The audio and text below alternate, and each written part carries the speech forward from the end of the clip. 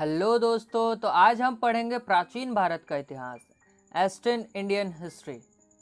दोस्तों, competitive level में इससे बहुत सारे क्वेश्चन पूछे जाते हैं इस चैप्टर से।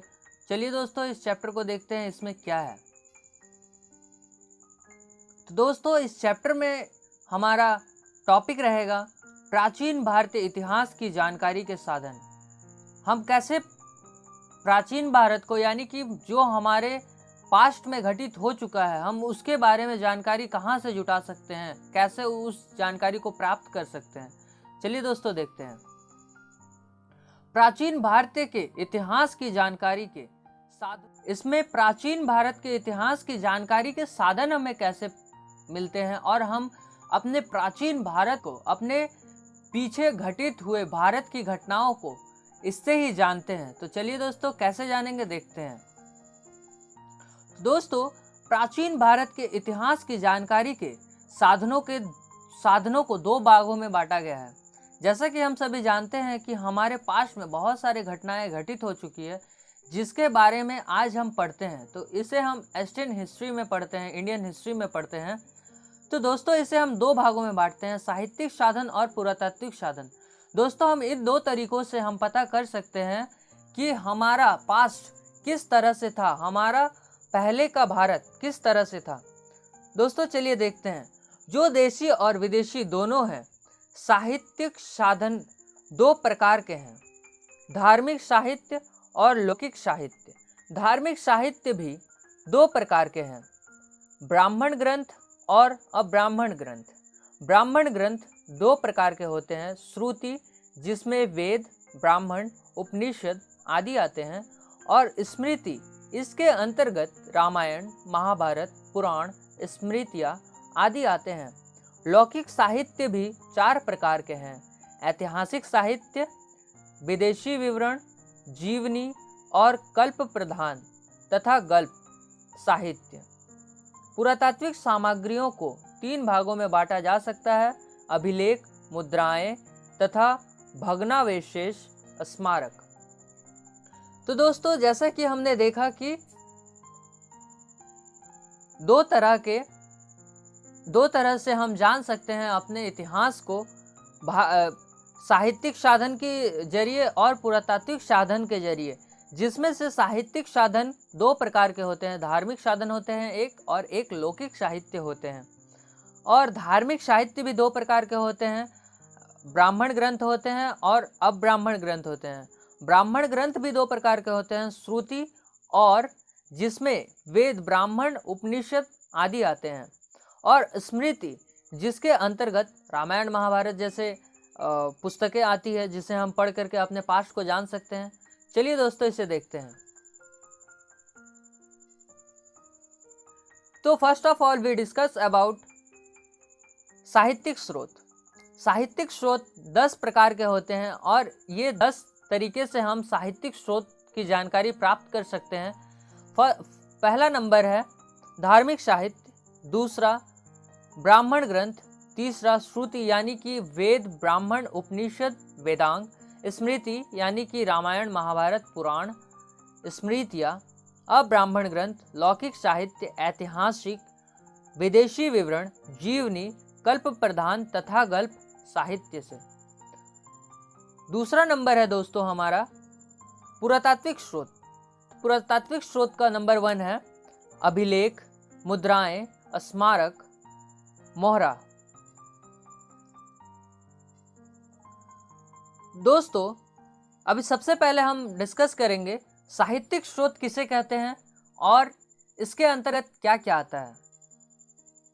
तो प्राचीन भारतीय इतिहास की जानकारी के प्रमुख साधन साहित्यिक ग्रंथ है, जिसमें दो उपखंडों में रखा गया है, धार्मिक साहित्य और लौकिक साहित्य। इसे दो भागों में बांटा गया है, धार्मिक साहित्य और लौकिक साहित्य, जैसा कि मैंने पहले ही बता चुका हूँ, जिनका पृथक पृथक उल्लेख करना आवश्यक है। इन्हें अलग अलग पढ़ना बहुत ही जरूरी है, क्योंकि इनसे ही हमें पूरी तरह से नॉलेज मिल सकेगी, बिकॉज नॉलेज इज पावर। ब्राह्मण या धार्मिक साहित्य। ब्राह्मण ग्रंथ प्राचीन भारतीय इतिहास का ज्ञान प्रदान करने में अत्यधिक सहयोग देता है। भारत का प्राचीनतम साहित्य प्रधान धर्म संबंधी ही है। ऐसे अनेक ब्राह्मण ग्रंथ हैं जिनके द्वारा प्राचीन भारत की सभ्यता तथा संस्कृति की कहानी जानी जाती है। इन्हीं से हम कई प्रकार के पुस्तकें जो आज अवेलेबल है, जो कि हम जानते हैं बहुत ही पुराने पुस्तकें हैं, जो कि धार्मिक और लौकिक दोनों हो सकते हैं, जिनसे हम अपने पास्ट के बारे में जान सकते हैं। तो दोस्तों, वेद क्या कहते हैं और वेद किसे कहते हैं, चलिए आइए देखते हैं। ऐसे ग्रंथों में वेद सर्वाधिक प्राचीन है और वे सबसे पहले आते हैं। वेद आर्यों के प्राचीनतम ग्रंथ होते हैं, जो कि 4 हैं: ऋग्वेद, सामवेद, यजुर्वेद और अथर्ववेद। तो दोस्तों, एग्जाम में क्वेश्चन पूछा जाता है, यहाँ से एक टॉपिक से क्वेश्चन पूछ दिया जाता है कि सामवेद कितने नंबर में आता है, या फिर पहले नंबर में, यानी कि सबसे प्राचीनतम वेद कौन सा है। तो दोस्तों, इसका आंसर है ऋग्वेद।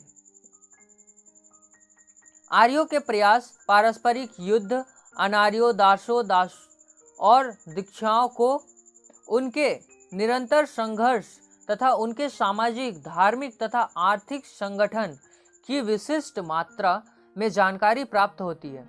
इसी प्रकार अथर्ववेद से तत्कालीन संस्कृति तथा विधाओं का ज्ञान प्राप्त होता है। ऋग्वेद सबसे प्राचीन वेद है, जैसे कि मैंने पहले आपको बता चुका हूँ।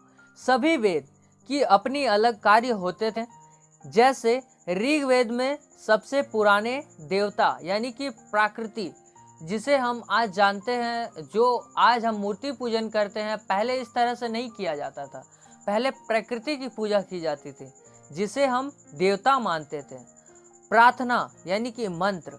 सामवेद में गायन से भारत के संगीत का जन्म हुआ। सामवेद से ही भारत के संगीत का जन्म हुआ। जो भी आज हम कोई मंत्र या फिर कुछ जाप, जो कि हमें लगता है कि वो गायन है, एक तरह का भगवान को प्रसन्न करने के लिए जो हम गाते हैं, जो भी हम गाना गाते हैं, उसी को हम गायन कहते हैं। तो ये सामवेद में ही इसका उत्थान हुआ है, यहीं से इसकी उत्पत्ति हुई है। दोस्तों, नेक्स्ट है यजुर्वेद। यज्ञ के बारे में ये हमें पूरी जानकारी देती है कि यज्ञ में आपको क्या करना है, किस तरह बैठना है, यज्ञ में कौन कौन सी सामग्री की आवश्यकता होगी। नेक्स्ट है दोस्तों अथर्ववेद। अथर्ववेद में सबसे नया और सबसे लोकप्रिय यानी कि कर्म कांड, पूजा में होने वाले शारीरिक काम और अन्य प्रकार के चीजों का वर्णन किया गया है। दोस्तों, नेक्स्ट टॉपिक है हिंदू। वैदिक मंत्रों तथा साहित्यों की ग्रंथ टीकाओं को ब्राह्मण कहा जाता था और कहा जाता है। पुरातन ब्राह्मण में ऐत्रेय, शतपथ, पंचविंश, तैत्तिरीय आदि विशेष महत्वपूर्ण है। ऐत्रेय के अध्ययन से राज्य अभिषेक तथा अभिषेकित नीतियों के नामों का ज्ञान प्राप्त होता है। शतपथ के 100 अध्याय भारत के पश्चिमोत्तर के गंगाधर, शल्य तथा कैल्य आदि और पश्य देश, कुरु, पंचाल, कौशल तथा विंध्य के संबंध में ऐतिहासिक कहानियों की प्रस्तुति की गई है। राजा परीक्षित की कथा ब्राह्मणों द्वारा ही अधिक स्पष्ट हो पाती है। नेक्स्ट है टॉपिक दोस्तों उपनिषद। चलिए दोस्तों जानते हैं कि उपनिषद किसे कहते हैं। तो उपनिषदों में बृहदारण्यक तथा छंदोन्य सर्वाधिक प्रसिद्ध है। इन ग्रंथों से बिंबिसार के पूर्व के भारत की अवस्था जानी जा सकती है। परीक्षार्थिक उनके पुत्र जममेजय तथा पश्चिमकालीन राजाओं का उल्लेख इन्हीं उपनिषद से मिला है और इन्हीं उपनिषद से हम उसके बारे में और जानकारी प्राप्त कर सकते हैं। इन्हीं उपनिषदों से यह स्पष्ट होता है कि आर्यों का दर्शन विश्व के अन्य सभ्य देशों के दर्शन से सर्वोत्तम तथा सर्वाधिक आगे था। दोस्तों, मैं ये बता देना चाहता हूँ कि जो आज जो हिंदू है वे आर्यों की ही देन है और वे ही आर्य थे। सर्वप्रथम आर्यों ने ही इस देश पर राज किया और जो आर्य थे उन्होंने अपने ज्ञान को हर एक देशों पर विस्तृत किया। वे शिष्य बना करके अपने ज्ञान को दूसरों में बांटना चाहते थे। आर्यों के आध्यात्मिक विकास प्राचीनतम धार्मिक अवस्था और चिंतन के जीते जागता यानी कि जीता जागता उदाहरण है, उपनिषद से मिलता है। इसी से हमें जीता जागता सबूत मिलता है कि आर्यों ने धर्मों के लिए कई लड़ाइयाँ लड़ी और कई तरह के प्रयास किए लोगों को ज्ञान की प्राप्ति हो सके, जिससे लोगों को ज्ञान मिल सके। दोस्तों, नेक्स्ट टॉपिक है हमारा वेदांग। चलिए देखते हैं। युगांतर में वैदिक अध्ययन के लिए 6 विधाओं की शाखाओं का जन्म हुआ जिन्हें वेदांग कहते हैं। वेदांग की शाब्दिक अर्थ है यानी कि वेदांग का शाब्दिक अर्थ है वेदों का अंग। तथापि यह साहित्य के पुरुषेय होने के कारण श्रुति साहित्य से पृथक ही गिना जाता है। दोस्तों, हम सभी जानते हैं कि वेदों का अंग वेदांग कहलाता है, यानी कि वेदों को छोटे छोटे रूप में छोटे छोटे भागों में बांटा गया है वेदांग के रूप में, जिन्हें आज हम इजी तरीके से पढ़ सकते हैं। वे ये हैं शिक्षा, कल्प, व्याकरण, निरुक्त, छंद शास्त्र तथा ज्योतिष। वैदिक शाखाओं के अंतर्गत ही उनका पृथक पृथक वर्ग स्थापित हुआ और इन्हीं वर्गों के पाठ्य ग्रंथों के रूप में सूत्रों का निर्माण हुआ।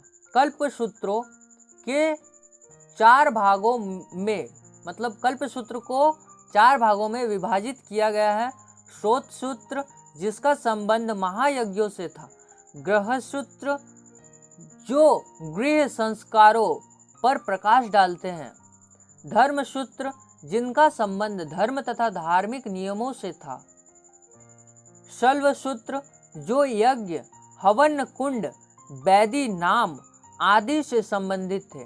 वेदांग, जो जहाँ के और प्राचीन भारत की धार्मिक अवस्थाओं का ज्ञान प्राप्त होता है, वही दूसरी ओर इसकी सामाजिक अवस्था का भी।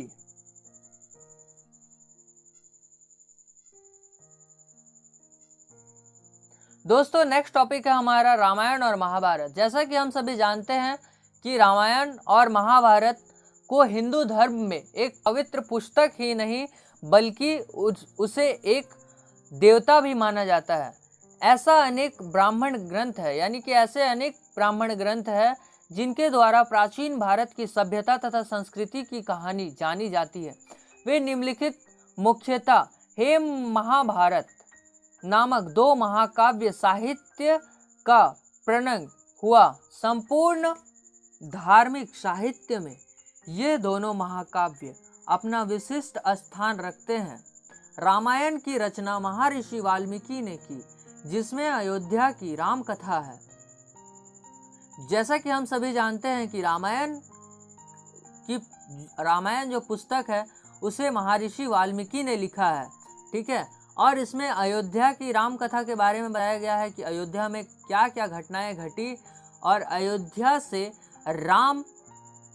राम ने पैदा लिया और पुरुषोत्तम राम और भगवान राम के रूप में जाने गए, जिनमें राज्य सीमा, यवनों और शकों के नगर, शासन कार्य, राम राज्य आदि का वर्णन है।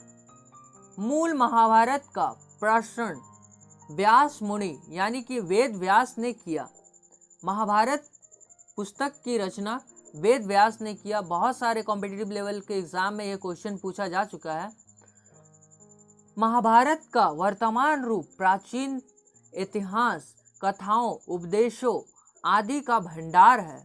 इस ग्रंथ से भारत की प्राचीन सामाजिक तथा धार्मिक अवस्थाओं पर प्रकाश पड़ता है। इन दोनों महाकाव्यों की सबसे बड़ी विशेषता यह है कि वे आर्य संस्कृति के दक्षिण में प्रसार का निर्देश करते हैं। रामायण में तत्कालीन पौर जनपदों और महाभारत से सुधमा और देव सभा का हमें जो ज्ञान प्राप्त हुआ है उससे पता चलता है कि राजा किस सीमा तक स्वेच्छाचारी था। इसका मतलब, इसका अर्थ यही निकलता है दोस्तों कि राजा अपने राज्य पाट को कितने दूर तक विस्तार करता है और उस राज्य में क्या क्या घटनाएं घटित होती है इसकी जानकारी हमें प्राप्त होती है, और कहाँ तक उसके प्रभाव और कार्य की सीमाएं इन राजनीतिक संस्थाओं तथा प्रजा प्रतिनिधित्व द्वारा परिमित थी।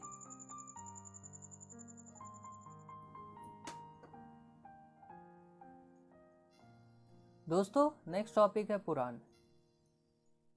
महाकाव्यों के पश्चात पुराण आते हैं जिनकी संख्या 18 है। इनकी रचना का श्रेय सूत लोमहर्षण अथवा उनके पुत्र उग्रश्रवा या उग्रश्रवा को दिया जाता है। पुराणों में 5 प्रकार के विषयों का वर्णन सिद्धांत इस प्रकार है: संघ, प्रतिसंघ, वंश, मंदवंतर तथा वंशानुचारित। संघ बीज या आदि सृष्टि का पुराण है। प्रतिसंघ प्रलय के बाद की पुनः सृष्टि को कहते हैं। वंश में देवताओं या ऋषियों के वंश वृक्षों का वर्णन है। मनवंतर में कल्प के महायुगों का वर्णन है, जिसमें से प्रत्येक में मनुष्य का पिता एक मनु होता है। और वंशानुचारित पुराणों के वे अंग हैं जिसमें वंशों, राजवंशों की तालिकाएं दी हुई है और राजनीतिक अवस्थाओं, कथाओं और घटनाओं के वर्णन है।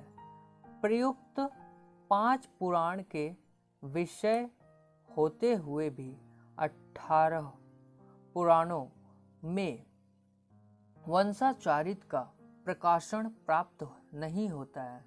यह दुर्भाग्य ही है, क्योंकि पुराणों में जो ऐतिहासिक दृष्टिकोण से अत्यधिक महत्वपूर्ण विषय है वह वंशानुचारित है। वंशानुचारित केवल भविष्य, मत्स्य, वायु, विष्णु, ब्राह्मण तथा भगवत पुराणों में ही प्राप्त होता है। गरुड़ पुराण में भी पौरव, इक्ष्वाकु और बृहद राजवंशों की तालिका प्राप्त होती है। इस पर इनकी तिथि पूर्णतया अनिश्चित है। पुराणों की भविष्यवाणी शैली या कली युग के नियुक्तियों की तालिकाओं के साथ शिशुनाग वंश, नंद वंश, मौर्य वंश, शुंग वंश, कौम वंश, आंध्र एवं गुप्त वंशों की वंशावलियां भी प्राप्त होती है। इनसे बहुत सारे वंशों की जानकारी हम प्राप्त करते हैं पुराणों में। पुराणों में बहुत सारे दोस्तों, जैसा कि हम जानते हैं कि पुराण आज का नहीं, बहुत ही पुराना है, जिसके कारण हम इसे पुराण कहते हैं। और पुराण में कई प्रकार के और कई राजाओं के, उनके राज्य सिंहासन से लेकर के उसकी सीमाओं तक और उसके विस्तारों के बारे में भी जानकारी दी गई है। शिशुनाग वंश में ही बिंबसार एवं अजातशत्रु का उल्लेख भी मिलता है। इस प्रकार पुराण 4वीं शताब्दी की स्थितियों का उल्लेख करते हैं। मौर्य वंश के संबंध में विष्णु पुराण में अत्यधिक उल्लेख मिलता है। जो विष्णु पुराण है उसमें मौर्य वंश के बारे में अधिक जानकारी मिलती है, उसे पढ़ने से हमें अधिक जानकारी प्राप्त होती है। ठीक इसी प्रकार मत्स्य पुराण में मंग वंश का पूरा उल्लेख मिलता है। वायु पुराण गुप्त सम्राटों का शासन प्रणाली पर प्रकाश डालते हैं। इस पुराणों में शूद्रों और मल्चों की वंशावली भी दी गई है। आभीर, शक, गंधर्व, यवन, तुषार, हूर्ण आदि के उल्लेख इन्हीं सूचियों में मिलती है। नेक्स्ट टॉपिक है दोस्तों हमारा स्मृतियां।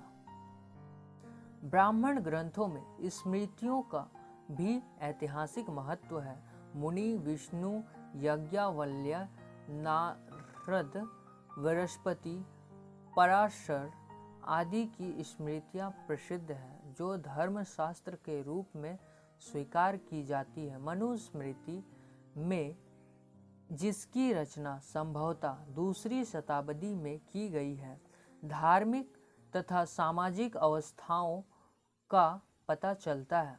नारद तथा बृहस्पति स्मृतियों से, जिनकी रचना करीब 6ठी शताब्दी ईसा पूर्व के आसपास हुई थी, राजा और प्रजा के बीच होने वाले उचित संबंधों और विधियों के विषय में जाना जा सकता है। इससे हम जान सकते हैं कि राजा और प्रजा के बीच किस तरह के संबंध रहे होंगे। इसके अतिरिक्त पराशर, अत्रि, हरीश, उशनस, अंगिसर, यम, उमवृत, कत्यान, व्यास, दक्ष, शरतात्य, गांगेय, व्यंग्य की स्मृतियां भी प्राचीन भारत की सामाजिक और धार्मिक अवस्थाओं के बारे में बतलाती है। अर्थात यह है कि इसकी जानकारी हमें मिलती है। नेक्स्ट है अब्राह्मण ग्रंथ। धार्मिक साहित्य के ब्राह्मण ग्रंथों के अतिरिक्त अब्राह्मण ग्रंथों से उस समय की विभिन्न अवस्थाओं का पता चलता है कि राजा का राजपाट किस तरह से व्यवस्थित था। नेक्स्ट टॉपिक है दोस्तों बौद्ध ग्रंथ, जिनसे बहुत ही सारा टॉपिक बनता है और बहुत सारे क्वेश्चन बनते हैं, जो कि कोई भी कॉम्पिटिटिव लेवल के एग्जाम में ये काफ़ी महत्वपूर्ण और काफ़ी आवश्यक है। बौद्ध ग्रंथ बौद्ध धार्मिकता वल्लियों ने जिस साहित्य का सृजन किया उसमें भारतीय इतिहास की जानकारी के लिए प्राचुर सामग्रियां निहित है। त्रिपिटक इसका महान ग्रंथ है। सूत, विनय तथा अभिधम्म मिलाकर त्रिपिटक कहलाते हैं। बौद्ध संघ भिक्षुओं तथा भिक्षुणियों के लिए आचरणीय नियम विद्वान विनय पिटक में प्राप्त होता है। सूत पिटक में बौद्ध देव के धर्मोपदेश हैं। सूत पिटक 5 निकायों में विभक्त होता है। दोस्तों प्रथम दीर्घ निकाय में बुद्ध के जीवन के संबंध एवं उनके संपर्क में आए व्यक्तियों के विशेष विवरण है। दूसरे संयुक्त निकाय में 6ठी शताब्दी ईसा पूर्व के राजनीतिक जीवन पर प्रकाश पड़ता है, किंतु सामाजिक और आर्थिक स्थिति की जानकारी इससे अधिक होती है। तीसरी मध्यम निकाय को भगवान बुद्ध को दैविक शक्तियों से युक्त एक विलक्षण व्यक्ति मानता है। चौथे अंगुत्तर निकाय में 16 महाजनपदों की सूची मिलती है। दोस्तों इसके बारे में मैं एक टॉपिक अलग से बना दूंगा, 16 महाजनपदों के बारे में पूरी डिटेल्स आपको दूंगा। 5वें खुदक निकाय लघु ग्रंथों का संग्रह है, जो 6ठी शताब्दी ईसा पूर्व से लेकर मौर्य काल तक का इतिहास प्रस्तुत करता है। अभिधम्म पिटक में बौद्ध धर्म के दार्शनिक सिद्धांत हैं। कुछ अन्य बौद्ध ग्रंथ भी हैं। मिलिंद पन्नों में यूनानी शासक मेनेंडर और बौद्ध भिक्षु नागसेन के वार्तालाप का भी उल्लेख मिलता है।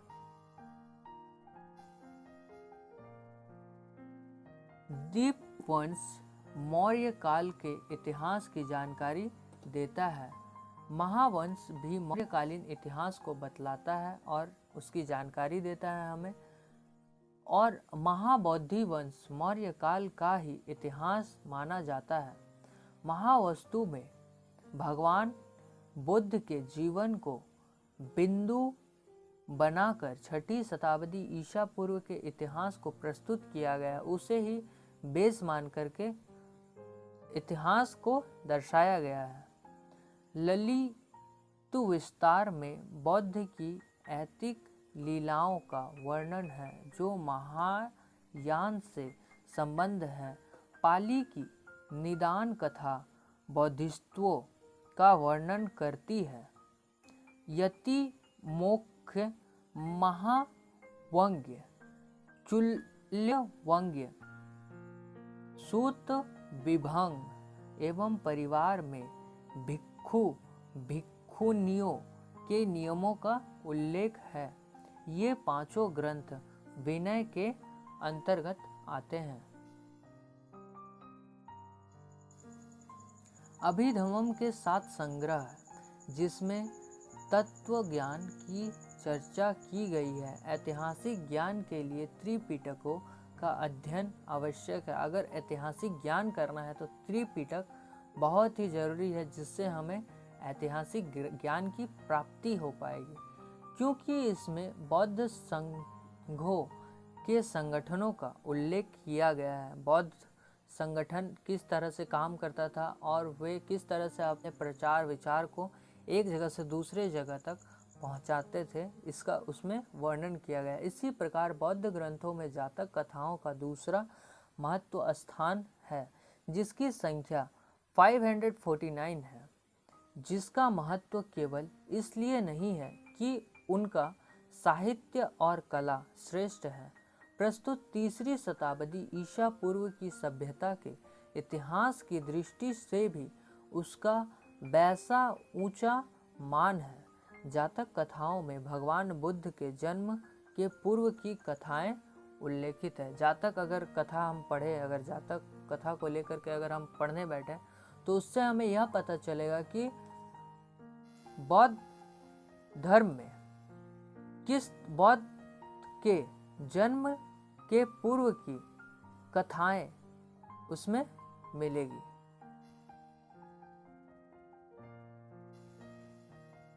जैन ग्रंथ। प्राचीन भारतीय इतिहास का ज्ञान प्राप्त करने के लिए जैन ग्रंथ भी उपयोगी है। ये प्रधानता धार्मिक है। इन ग्रंथों में परिशिष्ट पर्वत विशेष महत्वपूर्ण है।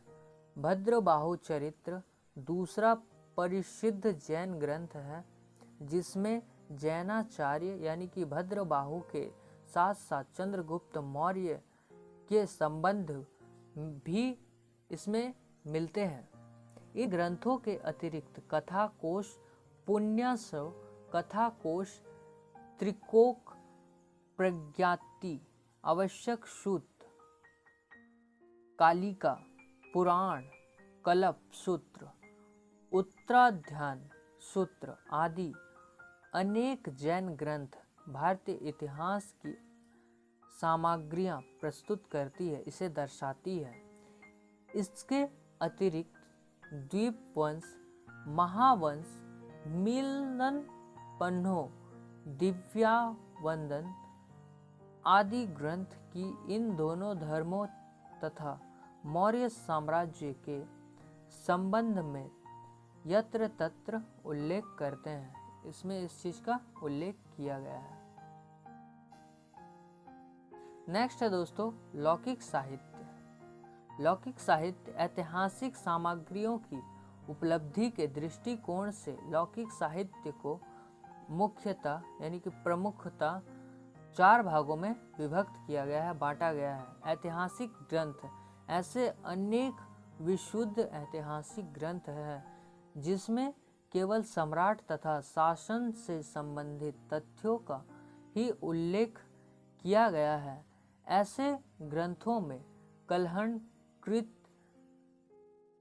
राजतरंगिणी नामक ग्रंथ सर्वप्रथम आता है, जो पूर्णतः ऐतिहासिक है, जिसमें कथा वाहिक रूप में प्राचीन ऐतिहासिक ग्रंथों, राज्य शासकों और परिस्थितियों के आधार पर ऐतिहासिक वृत्तांत प्रस्तुत किए गए हैं, जिसकी रचना 1148 में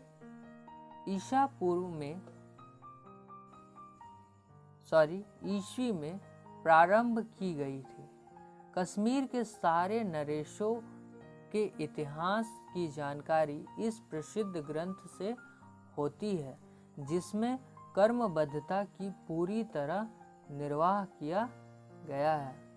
इसी श्रेणी में तमिल ग्रंथ भी आते हैं। ये हैं नंदीवक लंबकम, ओट्टकुत्तन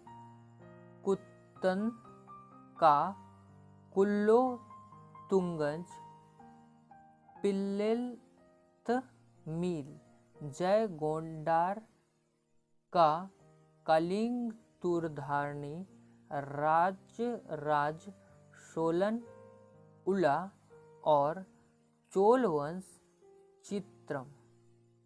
इसी श्रेणी में सिंघल के 2 ग्रंथ दीपवंश और महावंश भी आते हैं, जिसमें बौद्ध भारत का उल्लेख मिलता है। गुप्तकालीन विशाखदत्त का मुद्रा राक्षस सिकंदर के आक्रमण के शीघ्र बाद ही भारतीय राजनीति का उद्घाटन करता है। पोरस, जिसमें सिकंदर के दांत खट्टे कर दिए थे, मुद्रा राक्षस के प्रमुख पात्रों में एक है। साथ ही साथ चंद्रगुप्त मौर्य, चाणक्य तथा कुछ तत्कालीन नुपूर्तियों का भी उसमें उल्लेख मिलता है। कौटिल्य का अर्थशास्त्र भी इस संबंध में महत्वपूर्ण ग्रंथ है, जिसकी रचना मुद्रा राक्षस के पूर्व ही की गई थी। इस ग्रंथ में रचनाकार ने तत्कालीन शासन पद्धति पर प्रकाश डाला है।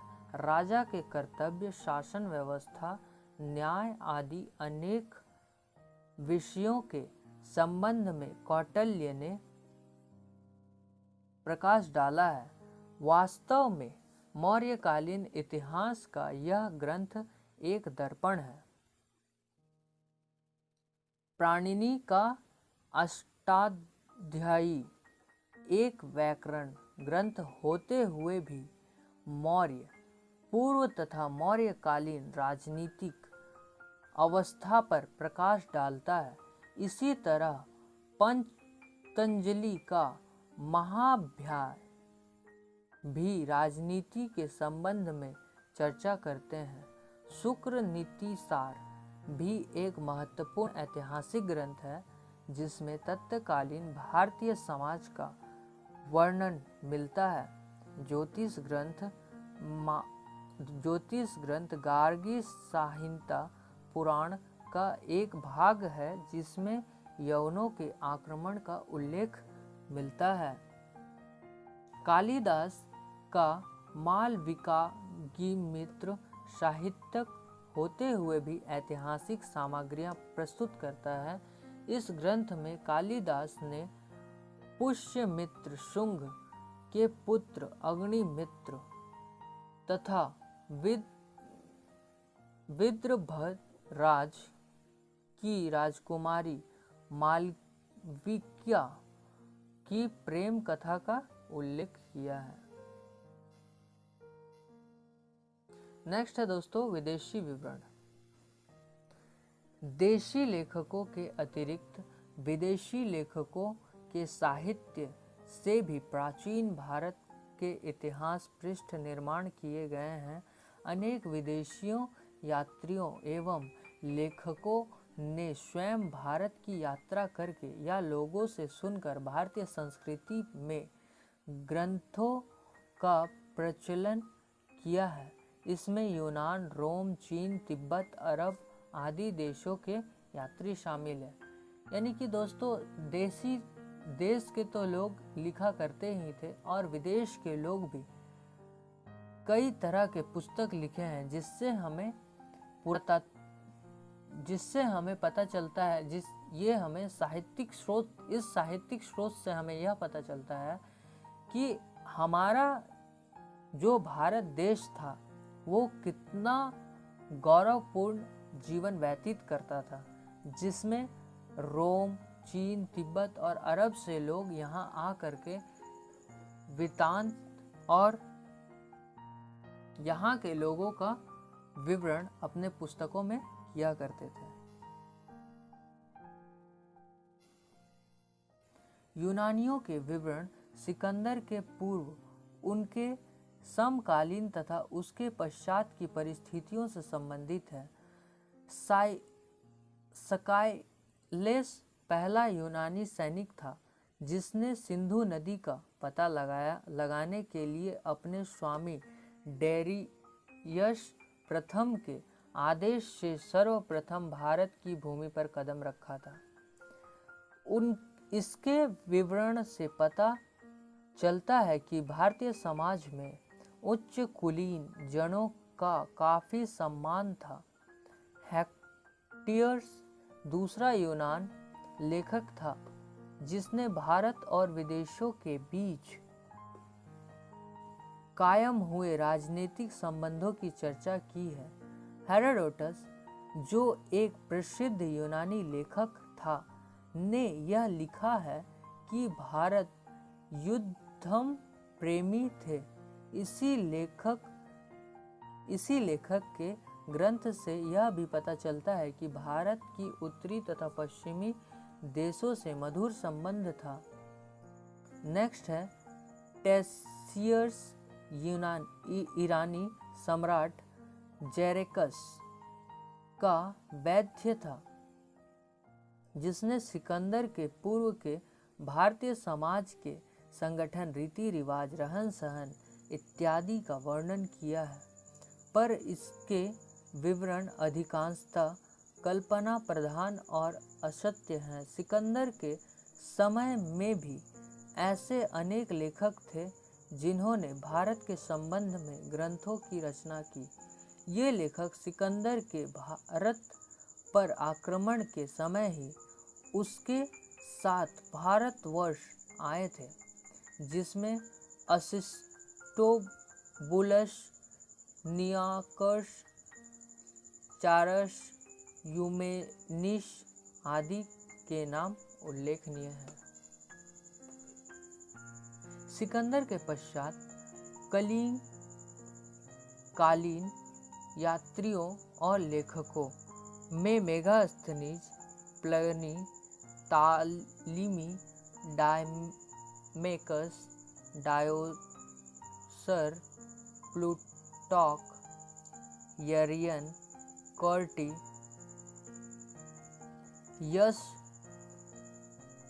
जसिस्टेन, स्ट्रोबो आदि के नाम उल्लेखनीय।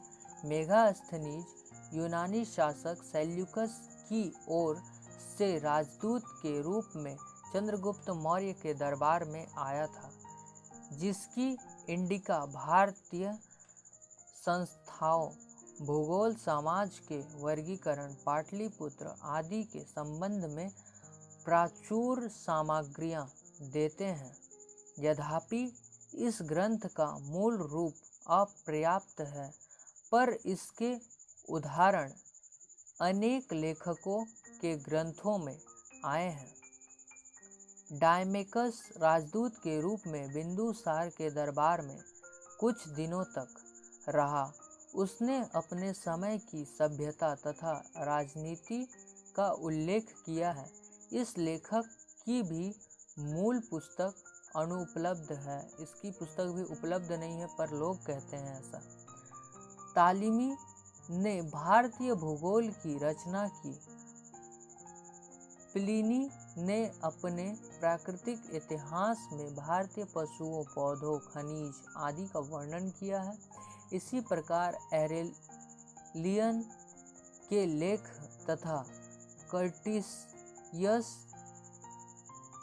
जस्टिन और स्ट्रैबो के विवरण भी प्राचीन भारतीय इतिहास के अध्ययन की सामग्रियां प्रदान करते हैं।